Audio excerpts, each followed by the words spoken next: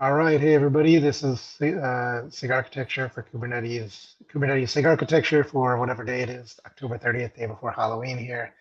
Um, let's get started. I will share the agenda.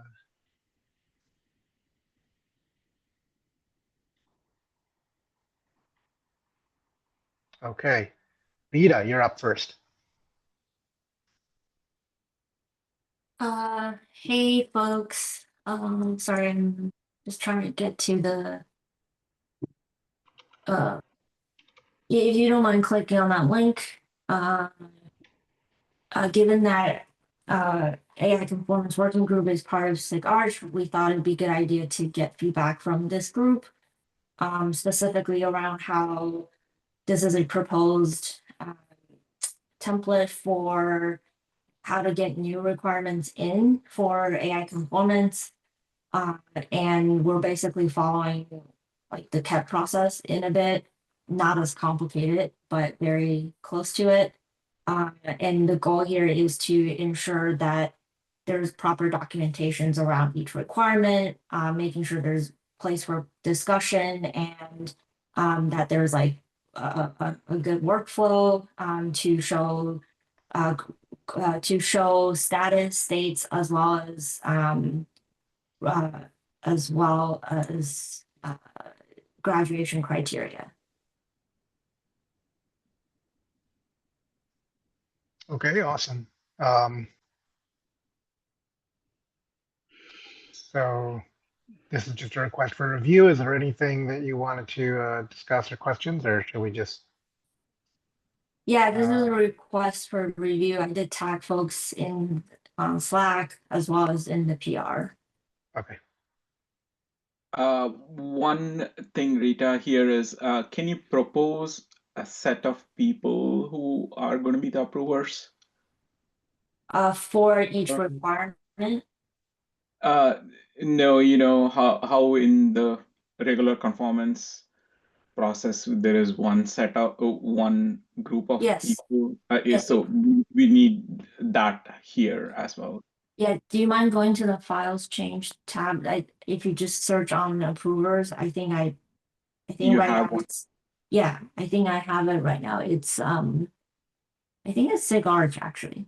Yeah, Dims, this is where I had a comment if you want to review. Right now, it proposes that the work group leads are the approvers, and then I didn't know how to read SIG Arch as lazy consensus makers.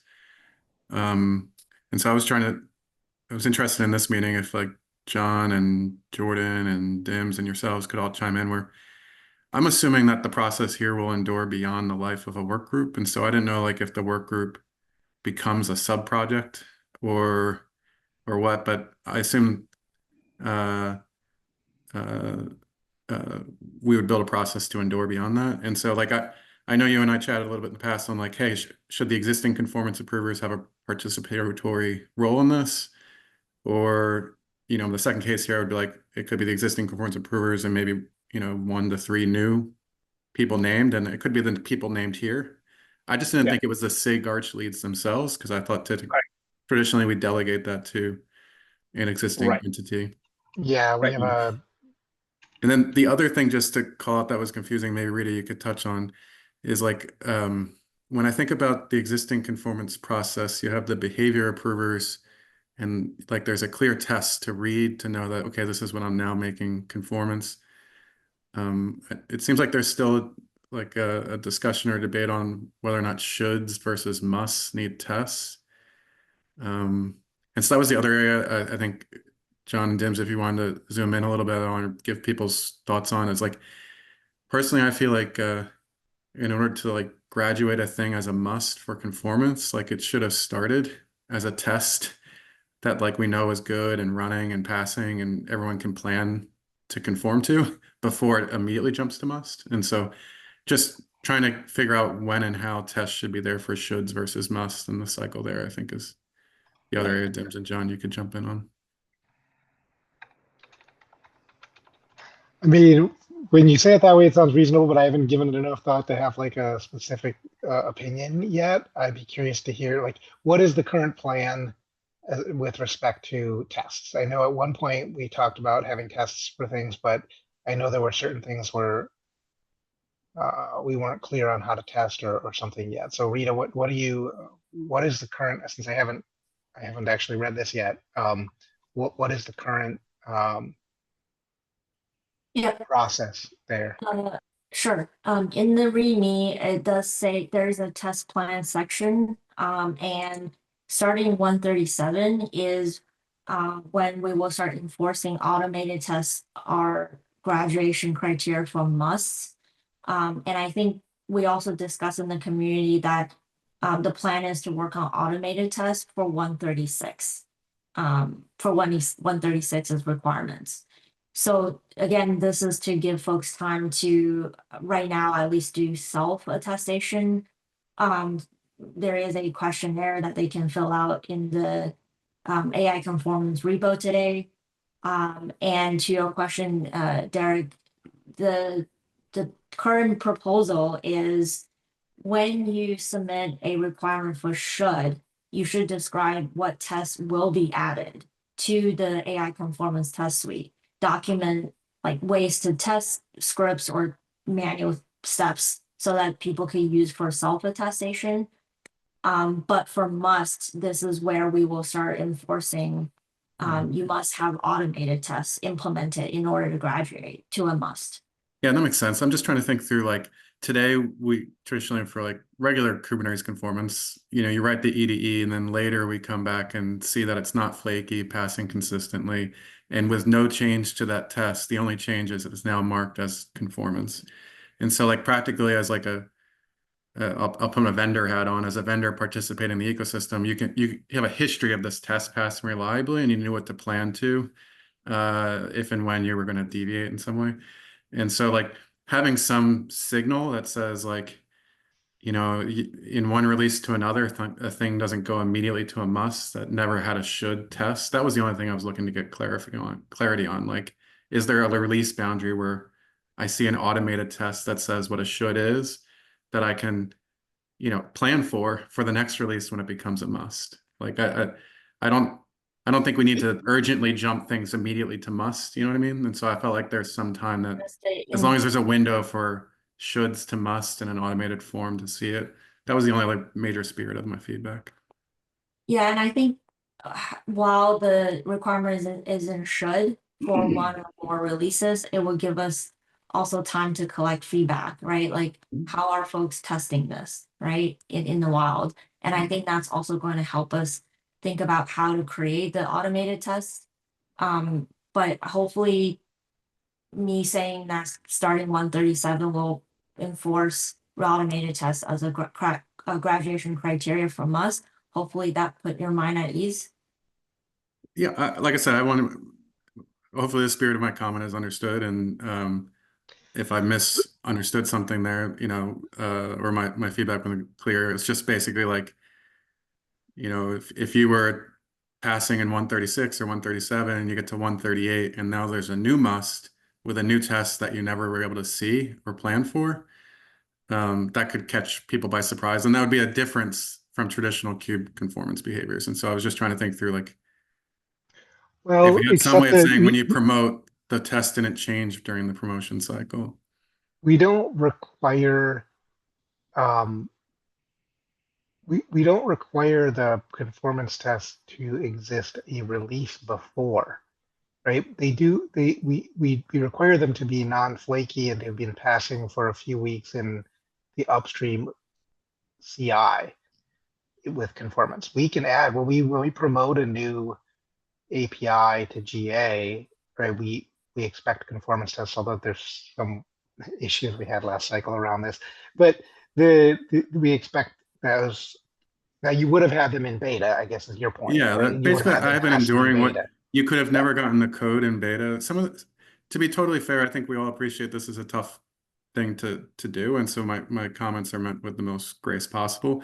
But like even if you had we had a requirement was like in this round, which was demonstrate that you can install a sufficiently complex CRD webhook operator setup or whatever. And like that that self-attestation is a little bit in the eye of the holder. Maybe there's other examples that can come to mind. But basically, I was just trying to get it to, at this point, can we get the process set up to get us focused on as much clarity, trusted automation going forward, just as a part of the process. And So you're requesting that in the should phase, since everything starts as a should, Yep. or at least a release, that in that should phase, they have some automated tests before Exactly. it can go. like it doesn't seem like there's a great reason why there doesn't need to be one. And so like rather than assume there doesn't need to be one, like just take the opposite posture and say it should be one. You know, that's all I was trying to appreciate. Right now we didn't have the testing apparatus to do this, and I viewed the self-attestation as like a point in time. But like now we're talking about future releases. It seems like when you bring on new requirements, we should have a way of more prescriptively saying what that requirement is.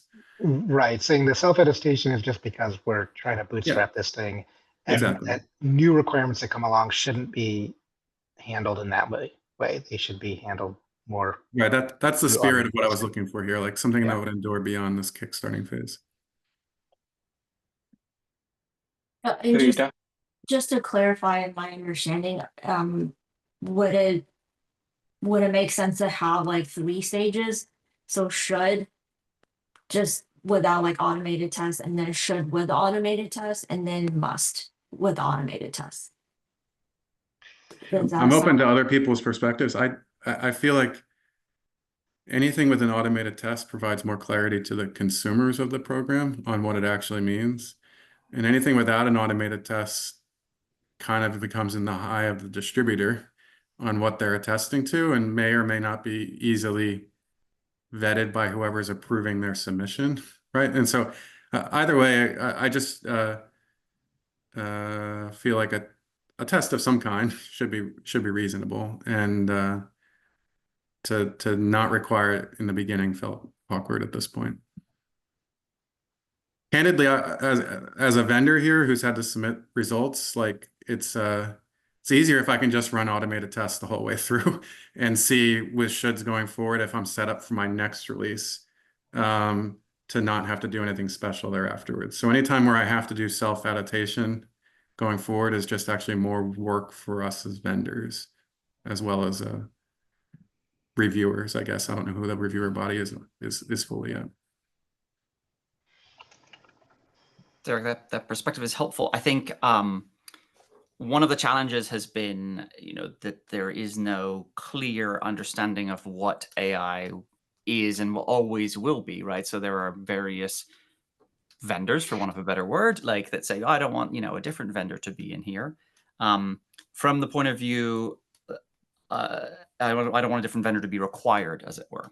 One sort of avenue we have is to say you can self-attest to this criteria, but you can also run this manifest or this automated test. And if the automated test passes, you can just include that as a way to say that I've passed the criteria. But you can always self-attest if you want to do it a different way. So, for example, like we might say, well, Prometheus is required. Let's say, for the sake of argument, right? Or something that delivers Prometheus-like functionality. That is controversial, right? Because even that is controversial. We will have a Prometheus something. The criteria will be something like, you need Prometheus-like functionality. We'll have a test that you can choose to run that installs Prometheus and verifies that it works. You can do that. Ideally, everyone will do that, and maybe we'll ramp that up over time, so you can get your sort of automated evaluation.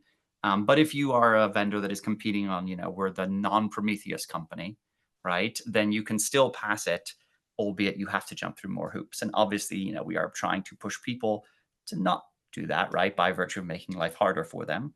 But maybe that is acceptable from that solves everyone's requirements, and that then we can both put in requirements that don't yet have a clear winner. But also from the point of view of the distributions, you can be like, well, I can just do this and I'm good. Yeah, basically, I haven't heard. My concern is not it, I don't have with all my hats on, I don't have a great way of arguing why some type of minimal test is ever a problem. Like to me, it's always a benefit. And so it's just a matter of like, what is the situation for why a test would not be required? And if you ultimately get to a must where a test is needed, the spirit of my comment was basically like, you can't go from nothing to a must without some type of stable test to begin with. Like, people need time to proactively plan for something, and that's really where I'm going from beyond that. I think Mrinal's next. Yeah, I think in situations where, I mean, we can have a test suite that covers the most common scenarios, but if someone comes up with, oh, okay, I'm using this bespoke framework, but it's only maybe used by, it has only like 2% market share, they should be able to go and add a test suite as an alternative, right? Option. So you either pass this one or this one. So we can always expand the suite. But not adding anything is making it very hard. Like, I'm not sure how the approvers are going to actually validate what is being submitted right now. Yeah, I was basically going to say the same thing. Any approval process that is like someone writes text and someone reads text, and then it's like judgment calls on both sides, that's going to be impossible to manage. Like, here's a demonstration of meeting the requirement in the form of a test. And if there's variance that we want to have, like we've talked about variance for like core conformance stuff, like for years, but this seems like a really good example of like, here's the requirement. And then there's multiple ways to meet that requirement. So, have tests demonstrating different ways to meet that and pick one. And like, we pass this test demonstrating this requirement. And if someone says we have our own solution, great, like write a test for demonstrating how you meet this requirement in your environment and contribute it. And then like that's a concrete thing that can be reviewed and we can get agreement on. And it's like, oh yeah, here's 3 different ways to meet this requirement. And we passed this one. That makes a lot of sense to me. Do we have in this process, Rita, do we have in the standard conformance process, well, this is more part of CNCF's process than Kubernetes process, like somebody other than the vendor has to be able to reproduce this, right? You have to give instructions to say, here's how somebody in the general public, could reproduce your thing. Do we have a similar, so like, are we just going to submit test results, or are we going to, should somebody else be able to run those tests independently? Today the testing stuff is still TBD since we said we wouldn't actually start until next year. But having said that, the current conformance self attestation is sort of like provide a public link to how your platform meets this requirement. And, in theory, you can follow that documentation and verify. In theory, anyone can do that. Right. And that's similar to what we have for the built-in conformance. Like each provider has like set up your cluster following these instructions, and they can have like a README that has instructions. And then once you have it set up, run this manifest. And for like regular conformance is a pod with the EDE test suite that has to spit out logs that says it passed all these test cases. That's it. A README for like, here's how you get the environment. Totally fine. Once you have the environment, run this test case, and the closer we can get to like a programmatic test case or a manifest or a pod or a particular EDE test, that seems concrete enough to me. Dims, you had your hand up briefly, but I guess here. Yes, I'm back. I had to restart Zoom because I was hearing a lot of background noise. So I like what Derek was saying about give enough time, and I like what Justin and Jordan were talking about, like be able to add another test and have alternate ways to satisfy the same thing. And yes, definitely share the concern around who's the set of approvers, and what do they know, and how well do they understand what we are doing here, and like being able to like follow along all the requirements that we are setting, and making the actual approvals when the things come in. So share that all that as well. So coming to this specific PR, if you, Rita, can you just augment based on the discussions that we just had? Can you add some of those things, saying, here is what we are expecting to do, and in a phased fashion? That'll be good, I think. I wanted to zoom out a little bit too, which is we are running this as a working group. I think somebody already mentioned about like, hey, do we want to make this into a sub project? Now, is there any disagreement on like why we should continue as a working group and not as a sub project? Is there does anybody have any thoughts and opinions around like can we make it into a sub project, and like when do we want to make it into a sub project? And also related discussion is hey, what is the future for this? Is it going to go up to the CNCF level, or is it going to stay at the Kubernetes level, right? Like, do we need a conformance program that spans multiple CNCF projects? And if so, what would that look like? And obviously at that point, it will be out of our hands here in the Kubernetes steering committee and SIG Arch and SIG testing, right? So Rita, what do you see? Like, what do you hear from like the usual culprits in the community? What are you all talking about?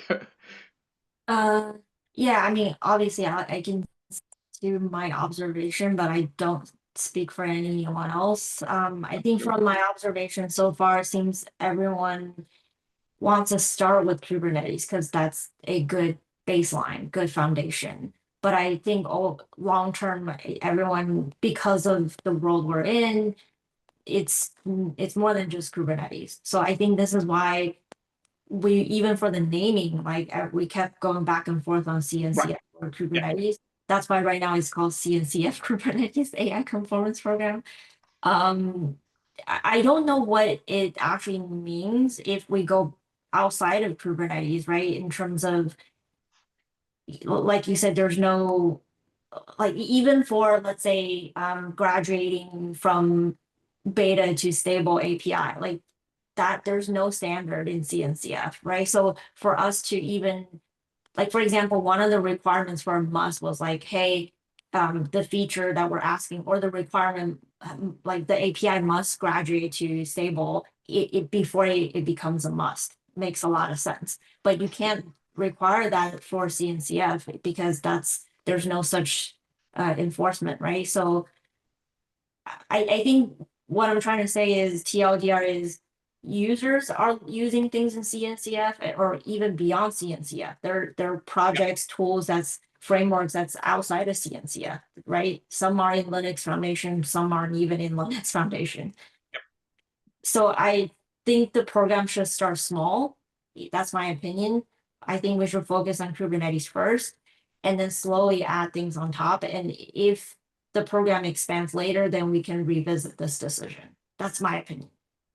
Right. I mean, like when we go to KubeCon, and when this is on stage, we'll invariably hear from other projects saying, "Hey, we want to be part of this program," and like, "Why are we not included in this program?" And like, can we have our own AI conformance program? Right. That's a natural reaction from other projects. They also want to be part of this, stuff that we are doing or the overall ecosystem is doing. Like, so we have to like be able to share something that is a common understanding from all of us here. That's why I was asking the question. Yeah, I think there's an immediate answer. I think it's just for where we are. If we want to see progress, I think we need to start small, and then as things progress, we'll revisit. Okay, well, I think then the action is Rita to update the PR based on this conversation. I don't think Um, we made any like decisions on the approver side, right? I think the question was raised, but there was no, I I think don't think, on the approver side, no, but I had a couple questions there. Let's see, I stopped sharing, but you listed 3 different sets of approvers. Um, yeah, I think that we didn't want it to be a work group leads. Maybe you create a special, as Derek's suggesting, you create a special group and maybe it's seeded with the work group leads, and that's fine, but it's a separate group for the approvers. And then it wouldn't be SIG Arch leads, it might be the existing conformance approvers. Like the question is, are these like distinct groups that you need approval from each? Or is it like one approver from any of these works? And I think the reason we're putting these different ones in is probably because they have different points of view, which would Mhm. argue that they're actually distinct approvers groups that all need to approve. So right. I can speak to that a bit. For our Arch leads, we say lazy consensus because I know everyone's really busy, so maybe having that as a requirement may slow things down. But if we feel like if the leads here, if we have like just one person who wants to be part of that list, who can provide the approval, that would be helpful, I think, because it is the working group is under SIG Arch, right? Yeah, I think Rita, I explicitly don't want it to be the SIG Arch chairs, right? Like I explicitly the PR should be updated to say like the conformance approver or conformance behavior approvers, right? If Sure. that entity is happy to take on that burden or not. But like I don't think it's necessarily the 3 of us acting as chairs of the SIG that would do that. So I think that's like a very specific change. And then Yeah. candidly, like I don't think the conformance behavior approvers, if they're on that list, should be lazy consensus approvers. Like I do think it's reasonable to ask that there's an affirmative act. Yeah. And so Okay, that was my general feeling on that. So gotcha. yeah. But I think based on some past conversations, right? I think the working group leads felt that because this is under SIG Arch, that it would be good idea to get approval from SIG Arch. so the Right. What I'm behavior, calling us the conformance sub-project is a part of SIG Arch. And like exactly. we as chairs of the SIG have delegated that authority to that Okay. sub-project. So And so does that, am I hearing that that y'all feel like it's okay to not include you in the approval process? Let me No, put it no. slightly differently, right? Like, Okay, create a new group, okay, put a few people under it. The people can be coming from anywhere. They right, don't have to have a title of either SIGART chair or working group lead, right? Like they should know and understand the material well enough to give a thumbs up or a thumbs down, and you don't have to put all the people in either, right? Start with a smaller number, right? I think sure. for the overall conformance there's only 4 right now. right. So don't put too many people in there either, right? And you can keep us as reviewers for sure, but there should be a limited set of people who are doing the approvals, and they should be distinct from whether they are currently working group leads or SIGARCH chairs, Right. because we want them to be on the longer term, whether they are holding these titles or not. For sure. Okay, And we don't want to, whenever somebody becomes a lead, we like automatically add them as, we don't want to do that either, I right? see. Because it Yeah, I doesn't give get the you. continuity. Okay, so how about, okay, so and then I think just to also make sure we talk about the testing bit, we also included testing leads because of conversation around automated tests. And I think Ben, or might have been someone else, was like, we need to make sure SIG Yeah. testing has approval for the automated test. So again, like since we got some feedback from the steering that SIG Arch is responsible for the content, and SIG testing is for the test harness. So let's keep that split because they explicitly mentioned that. So for the approval for the language of the YAML files that we are going to use as part of, for that, you're getting guidance from SIG Arch that create a new group, populate it with a few people, right? So for the test itself, like obviously you can add all of us as approvers, and make sure that SIG testing is there as well. Here we are differentiating between. This is similar to like how we have tests in the main KK repository, right? Like there's so many E2E tests, and but all of us are approvers in one branch or the other.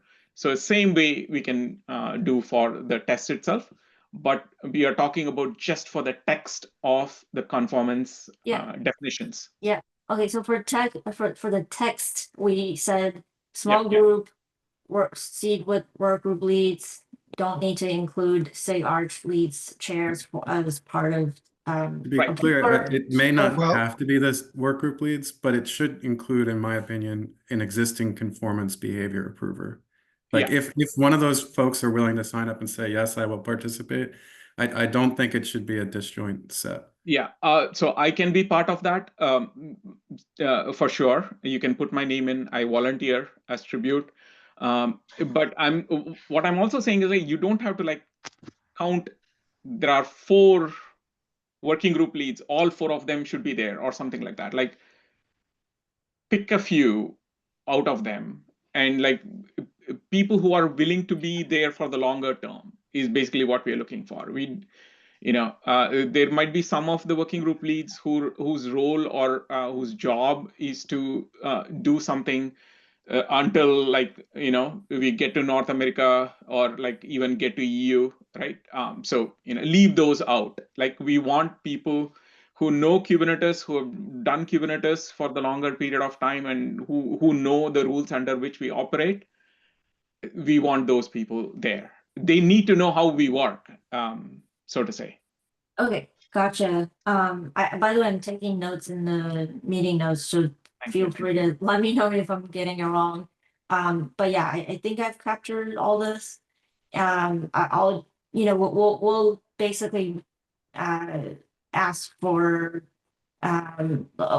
check in to see this group know who are the approvers basically in for that small group for the text, and then for the test bit it will include the tests and Arch leads like we normally do for approval. Okay. Yeah. So you don't need to put all that in here. Right? You'll just name the groups, or even like you'll name this new group, and then that's in your owner's alias file that will eventually approve that. I think that's the implementation detail, but I think at high level, at least we want to make sure the people that want to approve are here is the name for the of the group for the text approval. Here's the name of the group for approving the test, whatever, right? Like so. Yeah. Sounds good. Okay, thanks. Okay. Awesome. Thank you. We probably should move on because we're John, one sec. So you still waiting, Rita, you're waiting for us to give a thumbs up on the text for this round for this PR. I think that would be good. At least one of you should review and give your LGTM. Yes. Okay. Do you have one more PR where we have to like approve the text?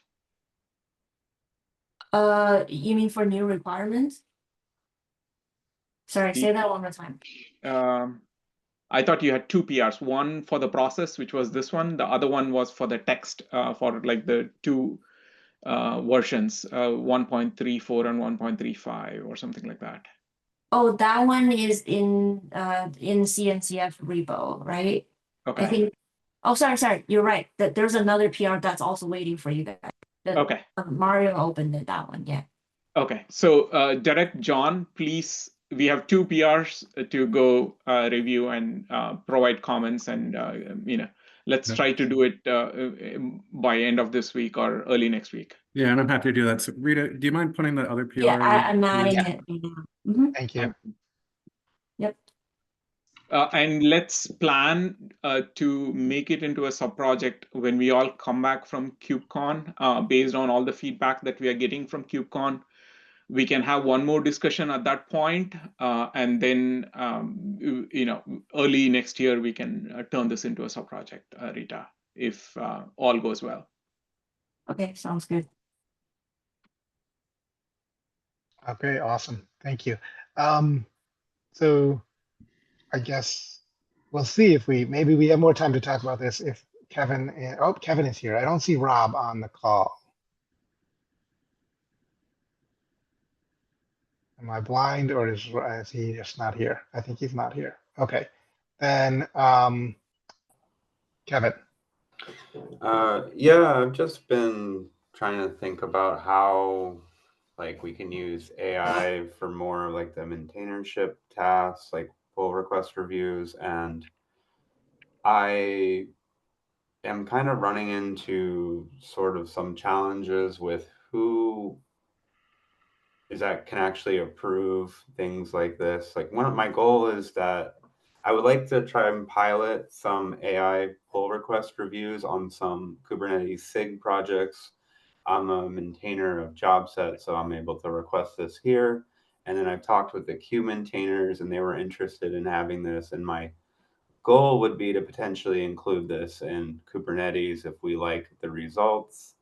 But I'm sort of having some trouble finding who can get the ball rolling on this. I did try to ask SIG contributor, whatever they were, and they say that SIGs can approve these things, but for Kubernetes, I don't really know like what SIG that is, so that's why I'm that's why I'm coming here to see if there's like an interest in having. Yeah, there are different aspects here, Kevin. I like the first aspect is, hey, is there a cost associated with it, right? For GitHub orgs, for example, with Copilot, there is a charge involved and depends on number of users or something like that, and that goes through CNCF, right? If it's CodeRabbit, if it is other greptile and other things, then we have to figure out like what is the cost and who pays for it, and is there a sponsorship that we can avail of, and things like that, right? Like, so that is one aspect of this. The second aspect of this is what is a policy for moderation and things like that. We have some rules around it, right? Like, so Slack, we have locked down all applications. Very few applications are let in. Similar to that, in GitHub, we don't let anybody add any apps of any kind because they might be a security problem and those kinds of things. So there is GitHub management that they have to chime in on like how safe this specific one that you pick for is. So that is the second one. And the third one is the contributor experience. They have to weigh in to say, hey, is this a good idea? Like we already are overrun with bots. Is one more bot more helpful or less helpful, right? And potential for abuse and those kinds of aspects are there. So you're getting the runaround here because there's so many people that need to weigh in on different aspects of it, and I apologize, but that is the current situation. So one thing that we could do is in the maintainer summit, if we can like find a place to like gather people from different sets. I don't know if we are going to have like a unconference or not, right? Like, so we'll have to get one of those things, and so that we can like all get together in the same place and like come to some kind of consensus. I'll let Tim and Justin speak. I'll stop.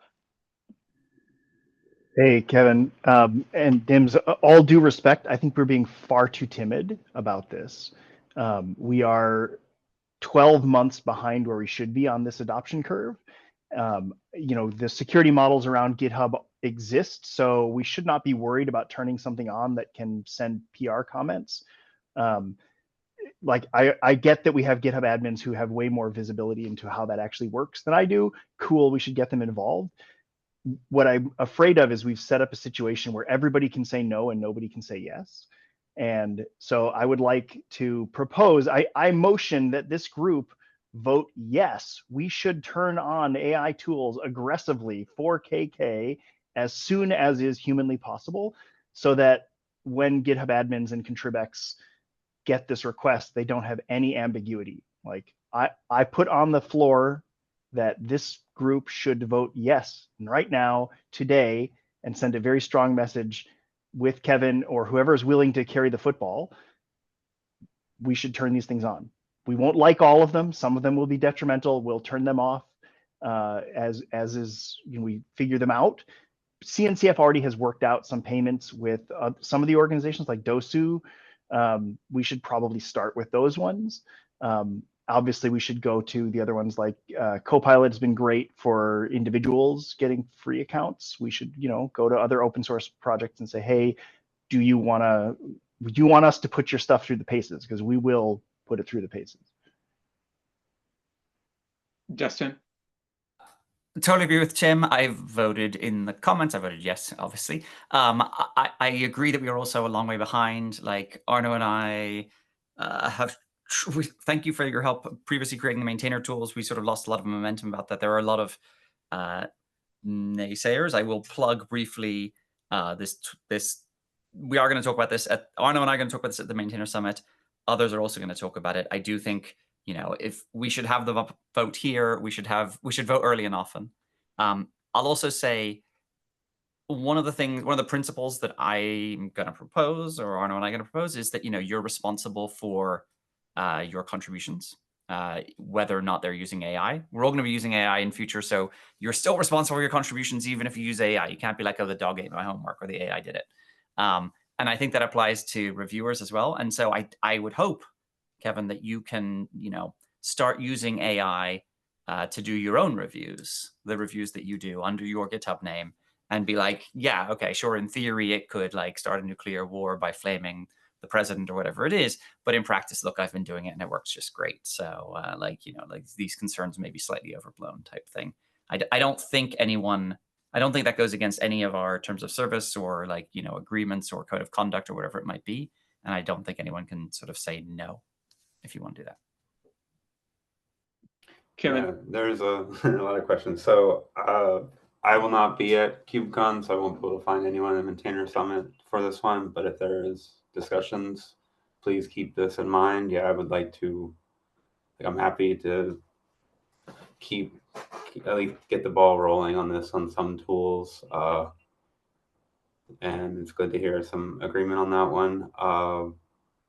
Yeah, and I am able, the challenge with some of these tools are like for job sets, since I'm a maintainer, I'm able to request a review from Copilot on PRs, but I have not been able to see like us using Prow to actually do that or other things. Like it's a little bit, and part of that is like, I don't think Copilot is not a member of the Kubernetes org. And like, there are things like that we kind of run into that I'm not sure, like, we could start that effort if we're okay with opening the doors of like AI reviews, but some of this is done through GitHub applications or whatever we call it.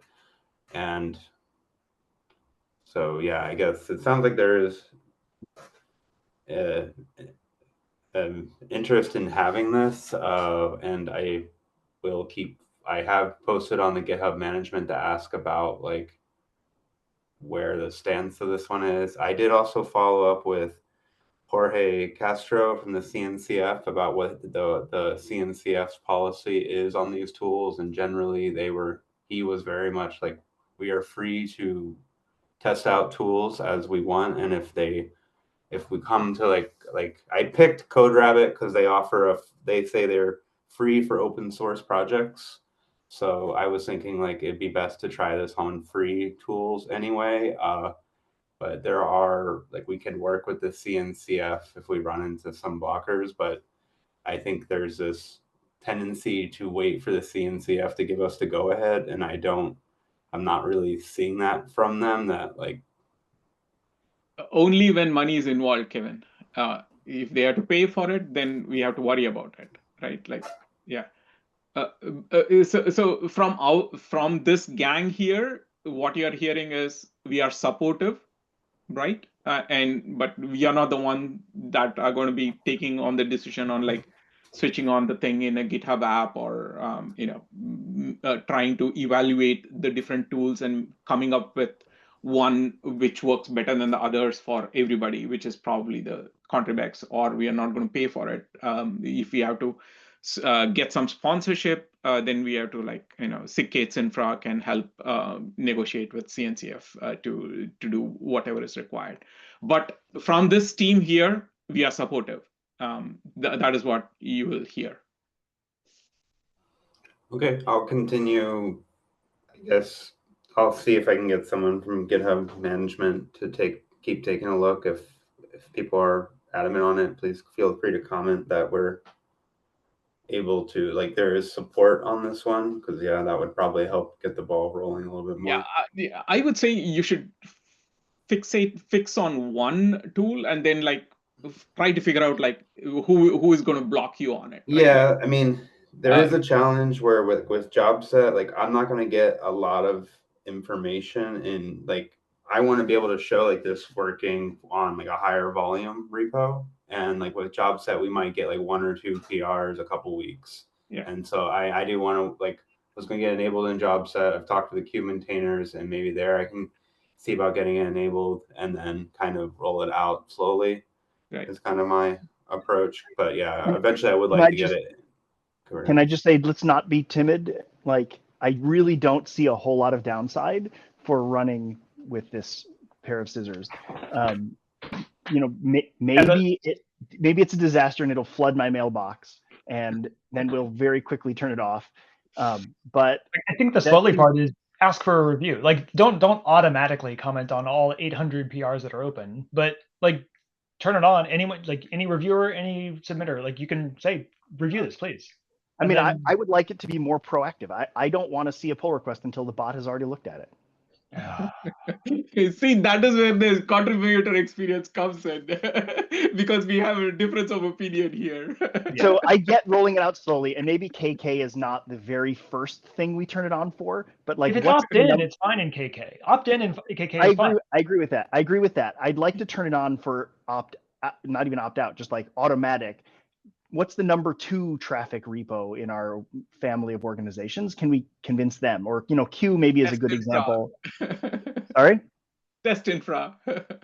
Okay, like whoever gets enough PRs to give us a little bit of signal before we turn it on by default for KK, great. But I honestly think we're just like, I mean this with all the best love. We're a bunch of dinosaurs who are afraid of embracing the current, not even the future. And yes, there are real implications to it, but like among the Kubernetes technical community, there is no higher authority than this group, right? This is the escalation point for technical concerns. Kevin has escalated a technical concern. We hear no significant naysaying on this. So Kevin, if you're willing to push when the GitHub admins and folks, if they have any qualms, please let them know that they can come talk to us, because we are all in strong agreement. We may be dinosaurs. Like the qualms I have are like the comments I see from review bots are like 50-50, like, oh, that was a good idea. They caught something useful. And like, that's a crazy direction. That's terrible advice. So that's a qualm before we expose it to people who can't tell the difference between those suggestions and a complicated code base. That's fair. So, but that is A, I have confidence that is only going to get better. B, our integration with it will actually help it to get better.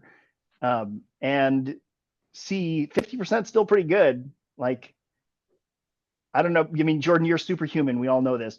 Like, when I look at a pull request and I make a bunch of comments, and then I come back and I look at it again 2 days later, I usually am about 50% of like, oh, I missed this, I missed that, or this was wrong. I mean, I think there's lots of things missed. I think 50% crazy Like is not the pushing a same thing. PR in the wrong direction. Or like, I don't That's know, I fair. did what the bot said, and then a human comes back later is like, this is bananas. Why did you do this? That's fair. And there are going to be grades of like, there's comments on Go level stuff.